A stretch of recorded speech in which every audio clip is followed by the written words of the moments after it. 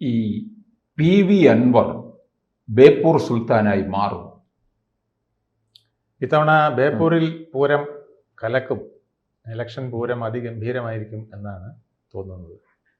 ബേപ്പൂരിൽ റിയാസിൻ്റെ ആ പൂരം എന്നാണ് നമ്മുടെ അൻവർ പ്രഖ്യാപിച്ചിരിക്കുന്നത്.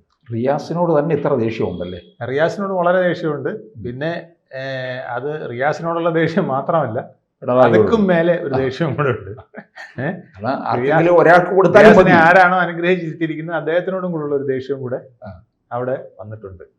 അപ്പം അതാണ് അവിടെ വലിയ വാശിയിൽ ഞാൻ ബേപ്പൂർ നിൽക്കുമെന്ന് അദ്ദേഹം പറയാൻ കാരണം. ബേപ്പൂരിൽ മുമ്പാണെങ്കിൽ സ്ഥിതി അത്ര ഗുണകരമല്ലായിരുന്നു.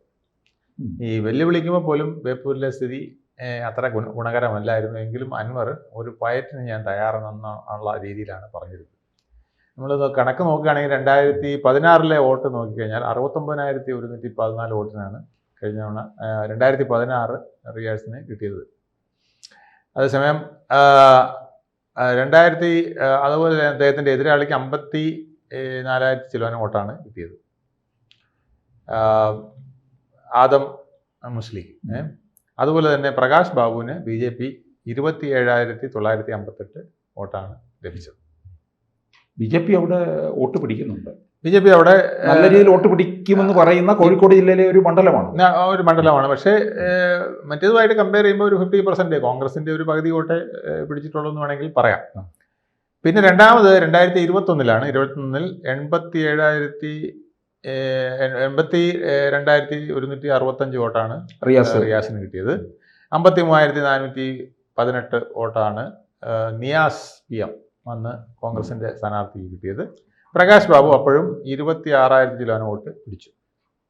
അതിൽ 2016 റിയാസിൻ്റെ ഭൂരിപക്ഷം ഏതാണ്ട് 16,000 ചിലവനോ ആയിരുന്നെങ്കിൽ 14,363 ആയിരുന്നു റിയാസിൻ്റെ ഭൂരിപക്ഷം.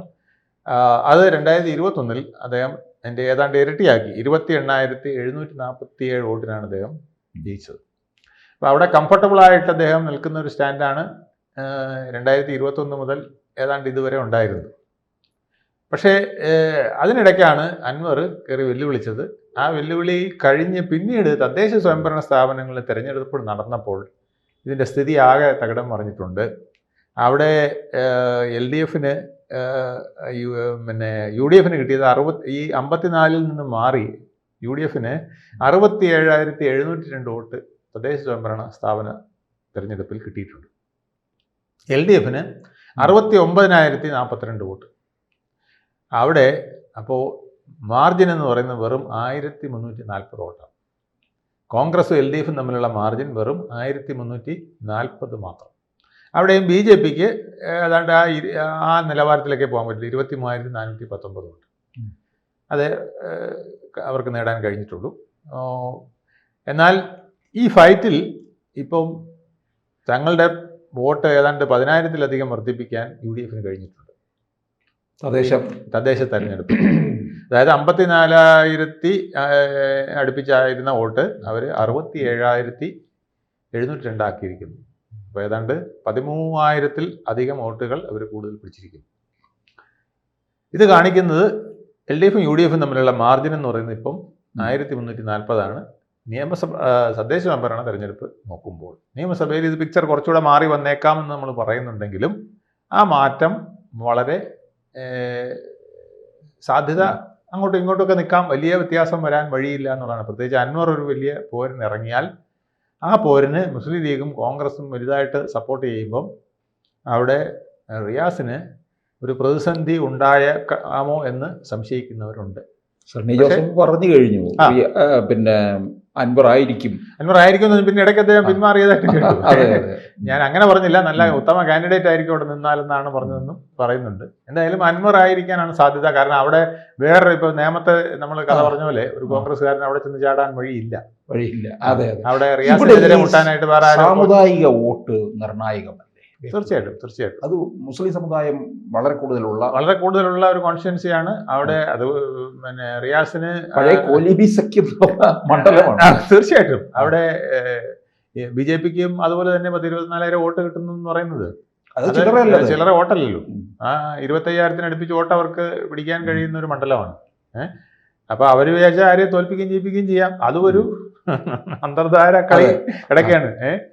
കോഹ്ലി ഭീമയും ഒക്കെ ആയിട്ട് സഖ്യമായിട്ടൊക്കെ മാറുമോ എന്നുള്ളത് അറിയില്ല. കാരണം റിയാസിനോട് പലർക്കും ആഭിമുഖ്യമില്ലാത്തവരുണ്ട്. ഉണ്ട് വലിയ തോതിൽ ആഭിമുഖ്യമില്ലാത്തവരുണ്ട്. അപ്പോൾ എന്നാലും റിയാസ് കഴിഞ്ഞ തവണ 28,742 വോട്ട് പിടിച്ചതിൽ നിന്ന് അത്രയും വലിയൊരു പരാജയം അല്ലെങ്കിൽ പരാജയത്തിലേക്ക് എത്തുന്ന ഒരവസ്ഥ അവിടെ വരില്ല എന്ന് കോഴിക്കോട് CPM-കാരുമൊക്കെ കരുതുന്നുണ്ട്. CPM ജില്ലാ കമ്മിറ്റിയൊക്കെ അങ്ങനെയാണ് അവർ വിലയിരുത്തുന്നത്. റിയാസിന് അത്ര വലിയ പരാജയമൊന്നും വരാൻ വഴിയില്ല. തദ്ദേശ സ്വയംഭരണം വേറെ, നിയമസഭ വേറെ എന്നുള്ള രീതിയിൽ ഒരു ഭരണവിരുദ്ധ വികാരം നിൽക്കുന്നുണ്ട്. ഭരണവിരുദ്ധ വികാരം വലിയ തോതിലുണ്ട്. ആ വിരുദ്ധ വികാരം എങ്ങനെ പ്രതിഫലിക്കും എന്നുള്ളത് അറിയാനുള്ള നല്ല ഒരു അവസരം കൂടിയാണ് ഇപ്പോൾ വന്നു ചേർന്നിരിക്കുന്നത്. അതിനോടൊപ്പം ഈ റിയാസിന് അടുക്കൽ ഈ പ്രതിപക്ഷം വേറൊരു ചിത്രം കൂടി കൊടുത്തിട്ടുണ്ട്. കാരണം ഈ ഒരു കുടുംബവാഴ്ചയിലേക്ക് കാര്യങ്ങൾ മാറും എന്നുള്ള ഒരു നിഴൽ യുദ്ധവും കൂടെയാണ് അത് നടന്നത്. കാരണം അത് പിണറായി വിജയന്റെ നിഴലാണ് ഇതെന്ന് പറഞ്ഞിട്ട് ഈ ചിത്രവധം ഉണ്ടല്ലോ, അതുപോലത്തെ ഒരു പ്രക്രിയയും കൂടിയാണ് അവിടെ UDF ഉദ്ദേശിക്കുന്നത്. അൻവർ പ്രത്യേകിച്ച് ഉദ്ദേശിക്കുന്നത്. അൻവറിന് ധർമ്മടത്ത് പോയി മത്സരിക്കുന്നതിന്റെ ഏതാണ്ട് അതേ വീര്യത്തോടെയാണ് അദ്ദേഹം ബേപ്പൂരിൽ മത്സരിക്കാനും ഇറങ്ങുന്നത് എന്നുള്ളത് സത്യമാണ്. അപ്പം ബേപ്പൂർ ഇത്തവണ ചില്ലറ പൂരത്തിലേക്കല്ല പോകുന്നത്. വലിയ റിയാസിനെ വേറെ ഏതെങ്കിലും സുരക്ഷിത മണ്ഡലത്തിലേക്ക് CPM-നെ ഏൽപ്പിക്കേണ്ടി വരുമോ എന്നുള്ളത് അതൊരു നാണക്കേടാണ്. അത് CPM മുതിരുമോ എന്നുള്ളതാണ്. റിയാസിനും അത് വ്യക്തിപരമായിട്ടൊരു നാണക്കേടായിരിക്കും. അൻവർ ഇങ്ങനെ ഒരു വെല്ലുവിളിക്കുന്നതിന് ഒപ്പം മാറിയാൽ അത് മുഖ്യമന്ത്രിക്ക് അതൊരു ക്ഷീണമാണ്. പിണറായി വിജയൻ എന്ന നേതാവിന് ക്ഷീണമാണ്. അൻവറിന് റിയാസിന് വലിയ ക്ഷീണമാണ്. CPM ജില്ലാ കമ്മിറ്റിക്കും അത് ക്ഷീണമായിട്ട് വരും. അതുകൊണ്ട് അവരെല്ലാം ഒരു പോരിനിറങ്ങും. 28,000 ചിലവാനും വോട്ട് കയ്യിലിരിക്കുകയല്ലേ. ഏതാണ്ട് 29,000 അടുപ്പിച്ചുണ്ടെന്നേ. 28,747 വോട്ട് എന്ന് പറയുമ്പോൾ 250 വോട്ടിന്റെ വ്യത്യാസമേ ഉള്ളൂ 28,000 ആവാൻ. 29,000 ആവാൻ 29,000 വോട്ടിനടുപ്പിച്ച് തങ്ങളുടെ കയ്യിലിരിക്കുമ്പം എത്ര വോട്ട് ഇയാൾ തിരിച്ചു പിടിക്കുമെന്ന് നമുക്ക് നോക്കാമെന്ന് വിചാരിച്ച് അവർ ഇറങ്ങിക്കൂടായില്ല. തദ്ദേശ സ്വയംഭരണത്തിന്റെ പിക്ചർ വേറെയാണല്ലോ. അതെ, അതിലെ ഇതുമായിട്ട് കൂട്ടിക്കുഴയ്ക്കണ്ട എന്ന് ചിന്തിക്കുന്നവരാണ് അവിടെ വലിയൊരു വിഭാഗം. ലോക്സഭാ തെരഞ്ഞെടുപ്പിലും അതുപോലെ തന്നെയാണ്. ലോക്സഭാ തെരഞ്ഞെടുപ്പിലും ഏതാണ്ട് അതുപോലെ തന്നെയാണ് വന്നിരിക്കുന്നത്. അതിലും വലിയ വ്യത്യാസങ്ങൾ. ഈ അൻവറിന് UDF-ല് അൻവർ ഘടകകക്ഷി അല്ല, അസോസിയേറ്റ് ചെയ്ത് നിൽക്കുകയാണ്. ഇപ്പം RMP KK രമയും അത്തരത്തിലാണ്. അതെ. അപ്പോൾ ഈ അൻവറിന് UDF-ലെ ഘടകകക്ഷികളിൽ നിന്നൊക്കെ പിന്തുണ കിട്ടുമോ എന്നുള്ളതുമാണ്. ലീഗിന്റെ ഒരു വലിയൊരു സപ്പോർട്ട് ഒരുപക്ഷെ ഉണ്ടാകും. അത് മാത്രം മതി. അവിടെ ലീഗും കോൺഗ്രസും സപ്പോർട്ട് ചെയ്താൽ മതി. ബേപ്പൂര് ആരുടെയും സപ്പോർട്ടൊന്നും അത്ര വലിയ പ്രശ്നമല്ല. തീർച്ചയായിട്ടും RMP-യിലെ രമയും ഉൾപ്പെടെയുള്ളവരൊക്കെ അൻവറിന് സപ്പോർട്ട് ചെയ്യും. അവർക്കൊക്കെ ലക്ഷ്യം ഒന്നാണല്ലോ. ഇപ്പോൾ പല പാർട്ടികളായിട്ട് നിൽക്കുന്നെങ്കിലും അവരുടെ എല്ലാം ലക്ഷ്യം, ഫോക്കസ് ഒറ്റ സ്ഥലത്തേക്കാണ്. അത് CPM-നും അറിയാം, മുഖ്യമന്ത്രി പിണറായി വിജയനും അറിയാം ഇവരെങ്ങോട്ടാണ് നീങ്ങുന്നത്. ബേപ്പൂരേക്ക് മാർച്ച് ചെയ്യുന്നവരുടെ ഉദ്ദേശം എന്താണ്, ആ നിഴൽ യുദ്ധത്തിൽ, ചിത്രവധത്തിൽ ആരെയാണ് ഇവർ വധിക്കാൻ ഉദ്ദേശിക്കുന്നതെന്ന് CPM-ന് അറിയാം, പിണറായി വിജയൻ അറിയാം. അതുകൊണ്ടാണ് ബേപ്പൂർ പൂരം ഇനി വരാനിരിക്കുന്ന തെരഞ്ഞെടുപ്പിലെ ഒരു മഹാപൂരമായി മാറും.